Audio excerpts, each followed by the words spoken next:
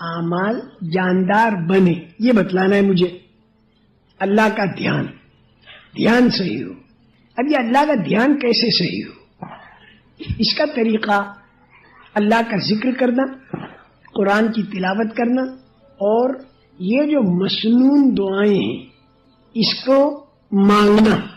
میں سچ کہتا ہوں ایسا اللہ کا دھیان جمے گا تم کو کہ بس مزہ آ جائے گا. اللہ کا دھیان جب جمنے لگے گا نا تو میں سچ کہتا ہوں اتنا مزہ آئے گا زندگی گزارنے میں مزہ آئے گا. اس لیے کہ یہ کام دنیا ہی میں ہم کر سکتے ہیں، مرنے کے بعد تو پھر اس کا بدلہ ہے. اللہ کا دھیان جمانے کے واسطے چند باتیں یاد رکھو. ایک تو اللہ کا ذکر ہے، خوب دھیان جما کر اللہ کا ذکر کیا جائے.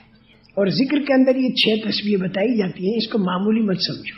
یہ 6 تسبیحیں خوب اللہ کا دھیان جما کر کی، سبحان اللہ والحمد للہ ولا الہ الا اللہ واللہ اکبر، ساتھ میں اگر ولا حول ولا قوت الا باللہ العلی العظیم، اللہ کا دھیان جما کر یہ تسبیح پڑھی جائے.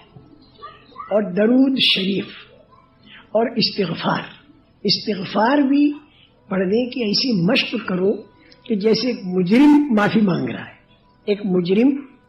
مانگ رہا ہے، یہ انداز ہو استغفار کا.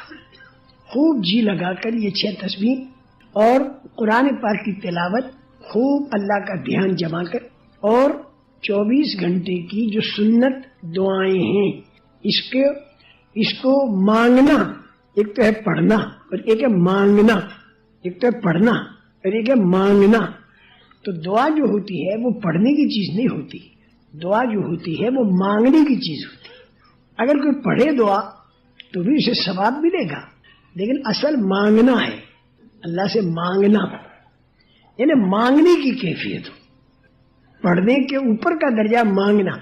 جیسے پڑھنا اور مانگنا میں فرق بتاؤں. ایک آدمی کسی کے پاس گیا، اسے پیسے چاہیے، تو ایک تو وہ یوں کہے کہ میں بہت ہی محتاج ہوں، میرے کو اتنے روپے کی ضرورت ہے، اس کا نام تو ہے پڑھنا.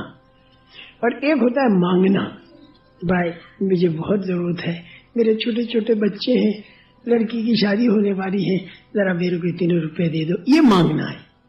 تو دعا مانگنے کی ترتیب پر، مسنون دعائیں جو ہیں اسے یاد کرو اور مانگنے کی ترتیب. اب رات کو آپ سو رہے تو سوتے وقت میں جو دعا ایک تو یاد ہے بہت زبانی کی فر فر فر فر پڑھ دی، ثواب اس کا بھی ملے گا. اور ایک یہ اللہم انی اسلمت الیک، اللہ وجہت وجہی الیک وفوضت امری الیک والجأت ظہری الیک رغبتاً